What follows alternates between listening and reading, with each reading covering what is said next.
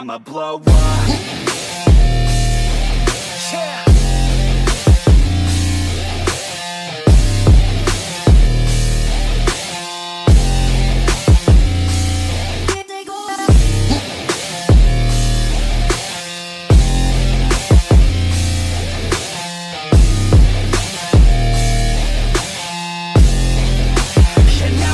Hello everyone, so welcome back to the platform of Baba Gang, and in this lecture we are continuing with dihybrid cross. Okay guys, so let us continue.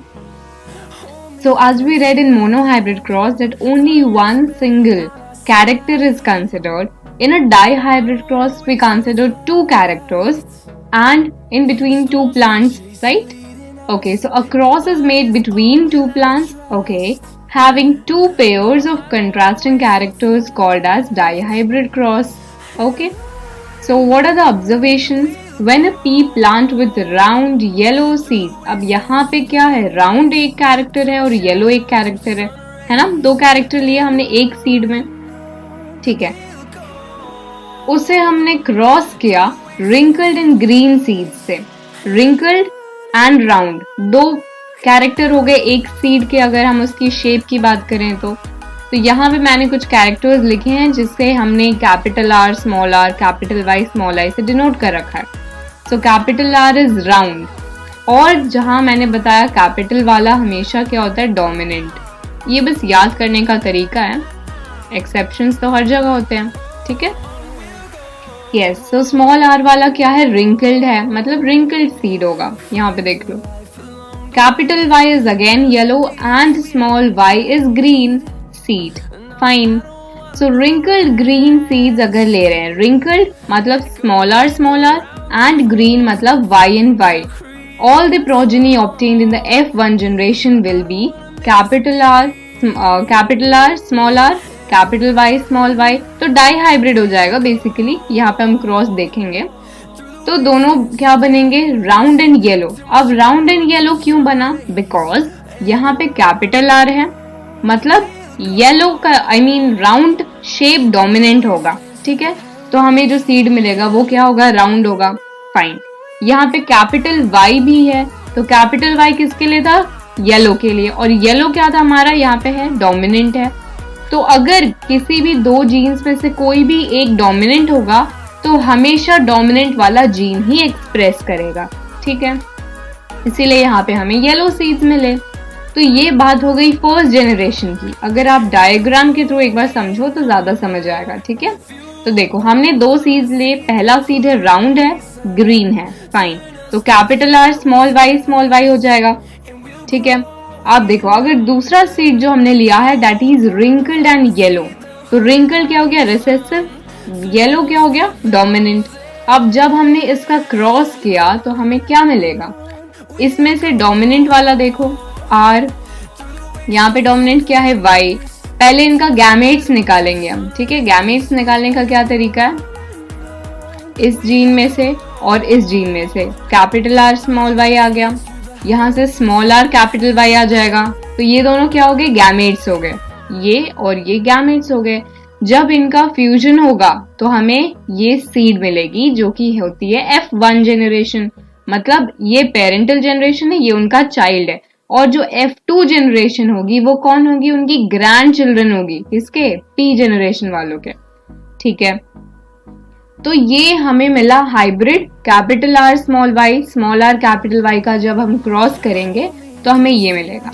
अब हमें क्या करनी थी, selfing करनी थी, मतलब same genotype से जब आप इसे क्रॉस करेंगे तो आपको एग्जैक्ट फिनोटाइपिक रेशियो मिलेगा और इसके बाद वाले जनरेशन का पता चलेगा कि कितने सीड्स कौन से कलर के हैं और कौन से शेप के हैं, ठीक है. तो करते कैसे हैं, ये जो जितने गैमेट्स निकलेंगे ना, इन गैमेट्स को यहाँ पे लिख दिया जाता है क्रॉस करने के बाद. इन दोनों को क्रॉस करो, कैसे करेंगे cross, R R capital Y small Y cross with capital R capital Y small Y. अब इनका गैमेट्स निकालो, तो capital R then capital R small R, इस तरीके से हर एक से जाके कॉम्बिनेशन बनाएगा, ठीक है. बहुत सारे कॉम्बिनेशंस बनते हैं इस टाइप से. तो वो सारे गैमेट्स हम यहाँ से इस तरीके से लिख देंगे, समझ आया. एक्चुअली देखो यहाँ पे देखो एक मिस्टेक है, जस्ट अ सेकेंड। हाँ, अब देखो एक्चुअली में गैमेट्स का फॉर्मेशन स्टार्ट कैसे होता है, जो आर है हमारा वो हमारे वाई के साथ एक बनाएगा और एक स्मॉल वाई के साथ बनाएगा, समझ आया? इस तरीके से वो अपने गैमेट्स बनाएगा। तो देखो कैपिटल आर एक बार कैपिटल वाई के साथ है, एक बार स्मॉल वाई के साथ है। फिर से अगर हम स्मॉल आर की बात करें, कोई एक कंसिडर कर लिया जाता है, ठीक है? तो ये फिर से बनाएगा कैपिटल वाई के साथ और एक बार बनाएगा स्मॉल वाई के साथ, ठीक है? इस तरीके से फिर इसके भी आर आर बनाएंगे इनके वाई के साथ, तो ये हमारे गैमेट्स बन जाएंगे, समझ आया? ठीक है। आफ्टर क्रॉसिंग जब इन दोनों का क्रॉस करेंगे तो ये मिलेगा, इनका और इनका क्रॉस करेंगे ये और ये और ये, इस तरीके से क्रॉस होता है पूरा। तो ये बहुत इजी है क्रॉस करना, it's not a difficult thing. तो जो हमें अल्टीमेटली चाहिए, एक्चुअली एग्जाम में क्या करते हैं वो डाई हाइब्रिड क्रॉस का बस फिनोटाइपिक रेशियो पूछते हैं, पूरा क्रॉस शो करने के लिए यूजुअली नहीं दिखाते बिकॉज बहुत टाइम कंज्यूमिंग होता है, ठीक है? तो फिनोटाइपिक रेशियो और जीनोटाइपिक रेशियो क्या होते हैं, दोनों के बीच में क्या डिफरेंस होता है? तो जो जीनोटाइपिक रेशियो होता है ना वो जीन्स के बेसिस पे होता है, ठीक है? अगर यहाँ पे हम राउंड इन येलो की बात कर रहे हैं और यहाँ पे राउंड इन ग्रीन की बात कर रहे हैं, है ना? तो अगर हम डोमिनेंट वाला कंसिडर करें, अगर मैं हाइट की एग्जांपल लेके बताती हूँ, 1 सेकेंड। तो कैपिटल टी स्मॉल टी होता था, और बात करो स्मॉल टी या फिर बात करो कैपिटल टी, ठीक है? तो देखो अगर हम इसकी जीनोटाइप देखें तो ये टॉल है ना? टॉल जीनोटाइप में आ जाएगा बिकॉज डोमिनेंट टॉल हो गया। इसकी जीनोटाइप देखें तो ये शॉर्ट हो जाएगा, और इसकी जीनोटाइप देखें तो ये भी क्या हो जाएगा, टॉल हो जाएगा। लेकिन जीनोटाइप में क्या आता है, अगर हम इन प्रिसाइजली कंसिडर करें तो ये हेटेरोजाइगस टॉल होगा, है ना? तो रेशियो अगर हमें निकालना है तो हम 1:1:1 लिखेंगे, है ना?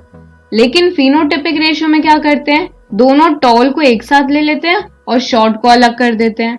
लेकिन जीनोटाइपिक में क्या करते हैं, जो हेटेरोजाइगस है उसको भी अलग करते हैं, होमोजाइगस को भी अलग अलग करते हैं, समझ आया? वही चीज अगर यहाँ पे देखो तो फिनोटाइपिक रेशियो में क्या किया है, सबको अलग अलग किया है, मतलब एक साथ जोड़ के कर दिया ना, round yellow round green, wrinkled yellow wrinkled green. ये रेशियो बहुत इंपॉर्टेंट है, ये पूछा जाता है। और अगर जीनोटाइपिक रेशियो की बात करो तो देखो इन सबको खोल के लिखा है, हेटेरोजाइगस को अलग लिखा है, होमोजाइगस को अलग लिखा है, ठीक है? तो फिनोटाइपिक फिजिकल कैरेक्टर हो गया, लंबा है तो हाँ ठीक है, लंबे में चला जाएगा। लेकिन जीनोटाइप देखा जाएगा तो वो हेटेरोजाइगस टॉल है या फिर होमोजाइगस टॉल है, ये भी डिपेंड करता है। अब आते हैं हमारे सेक्स डिटर्मिनेशन टॉपिक पे। Dihybrid cross I hope clear है, उसमें यही चीज इंपॉर्टेंट है, आपको ये रेशियो याद करना पड़ता है और एक बार क्रॉस अच्छी तरीके से रेफर कर लेना।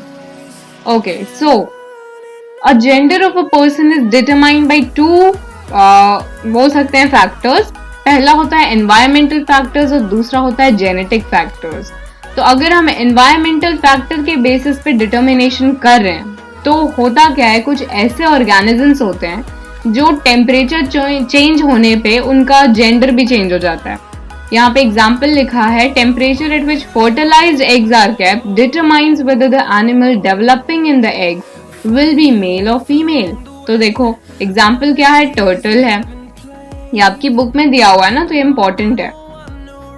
तो जो ऑर्गेनिज्म का जेंडर टेम्परेचर के हिसाब से चेंज हो रहा है तो वो क्या हो गया एनवायरमेंट पे डिपेंड है उसका जेंडर। इसीलिए यहाँ पे टर्टल हमारा एग्जाम्पल दिया, तो इसलिए बोला गया है कि उसका जेंडर एनवायरमेंट पे डिपेंड कर रहा है। क्यों कर रहा है, टेम्परेचर इंक्रीज हो रहा है तो उसका जेंडर भी चेंज हो जा रहा है। और बहुत सारे ऐसे ऑर्गेनिजम्स होते हैं वो जब चाहे अपना जेंडर चेंज कर सकते हैं। यहाँ पे एग्जाम्पल दिया है स्नेल्स का, individuals can change their sex indicating that the sex is not genetically determined.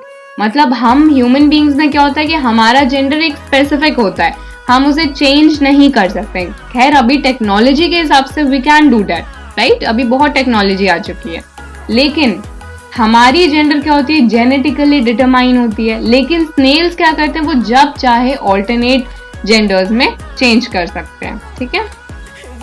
Okay, सो यहाँ पे ह्यूमन बींग्स का डिटर्मिनेशन दिया हुआ है स्पेसिफिकली। तो स्पर्म्स एंड एग्स लिया है, तो जब इनकी मेटिंग करवाई जाएगी तो इनके गैमेट्स बनेंगे एक्स एंड वाई, इसके गैमेट्स बनेंगे एक्स एंड एक्स, है ना। ओके, तो यहाँ पे जो गैमेट्स बने अब इनका क्रॉस होगा, ये एक्स इसके साथ भी मेट करेगा, ये एक्स इसके साथ भी मेट करेगा, Y will also mate with both the X. तो जो मिला हमें वो कौन से रेशियो में मिला, 1:1 में मिला, 50-50% हुआ, 50% डॉटर्स बने एंड 50% सन्स बने, तो रेशियो क्या हो गया यहाँ पे 1:1 हो गया, है ना। ओके, अगर हम डिटर्मिनेशन देखें जेनेटिक फैक्टर्स के बेसिस पे, ओके, तो जेनेटिक फैक्टर्स के बेसिस पे कैसा होता है, example are human beings. So the sex of the individual is largely genetically determined, no doubt हमारा जेंडर कोई भी हो, सबका लिविंग ऑर्गेनिजम्स में मेजॉरिटी ऑफ का होता है जेनेटिकली डिटरमाइन होता है, लेकिन बहुत सारे एक्सेप्शंस हैं, अभी देखा हमने 2 example. So the genes inherited from parents decide the gender of the child. Okay. So yeah. तो जो लाइक हमारे हर लिविंग ऑर्गेनिज्म का, अगर हम ह्यूमन बींग्स की स्पेसिफिकली बात करें तो किस बेसिस पे डिटरमाइन होता है, जो हम अपने पेरेंट्स से इनहेरिट कर रहे हैं, ठीक है, वही फीचर्स हमारे अंदर आएंगे। तो जो क्रोमोसोम्स हम इनहेरिट करेंगे rather be XY XX depends, अगर बॉय है तो उसमें XY क्रोमोसोम जाएगा, गर्ल है तो उसमें XX क्रोमोसोम आएगा, राइट। तो उस बेसिस पे हमारा सेक्स क्रोमोसोम के बेसिस पे हमारा जेंडर डिफाइन हो जाता है, ठीक है। अब ह्यूमन बींग्स में टोटल कितने क्रोमोसोम्स होते हैं, 23 पेयर्स होते हैं, लेकिन उसमें से जो 22 होते हैं वो बाकी के फीचर्स को डिफाइन करते हैं, और एक पेयर ऑफ क्रोमोसोम जो होता है उसे हम सेक्स क्रोमोसोम बोलते हैं, जो कि या फिर XY होगा या फिर XX होगा। तो ये टॉपिक बहुत इंपॉर्टेंट है, एग्जाम में डायरेक्ट क्वेश्चन पूछा जाता है इससे, ठीक है, ये चीज यहाँ लिखी है। तो जो 22 पेयर्स होंगे उन्हें हम ऑटोजोम्स बोलते हैं, ठीक है। एंड लास्ट पेयर जो होता है they help in the deciding of the gender of the individual, called as sex chromosomes. Females में कैसा होता है, XX होगा, मेल्स में XY होगा, क्लियर। ओके, अगर हम इनकी क्रॉस करेंगे तो अभी हमने देखा क्रॉस, तो हमें क्या मिलेगा, हाँ, सारे चिल्ड्रन में मदर के पास कौन सा क्रोमोसोम होता है, XX होता है, फादर के पास कौन सा होता है, XY होता है। तो अगर वो बॉय चाइल्ड हो या फिर गर्ल चाइल्ड हो, दोनों में X क्रोमोसोम जाएगा मदर से, ठीक है। ओके, सो इसीलिए बोला गया है दोनों में X क्रोमोसोम जाएगा। तो बेसिकली मदर का कोई रोल नहीं होता बेबी के जेंडर डिफाइन करने में, ठीक है। सो the sex of the children is determined by what they inherit from their father and not from there mother. ये चीज बहुत इंपॉर्टेंट है, यहाँ पे मैंने स्टार भी बनाया बहुत क्यूट सा, ठीक है। सो आई होप ये डिटर्मिनेशन क्लियर है। So guys, we are done with the chapter. Okay, so I hope heredity chapter is completely हर चीज clear है. So the end. Thank you guys for watching my lecture. Have a great day ahead. Bye bye and take care everyone.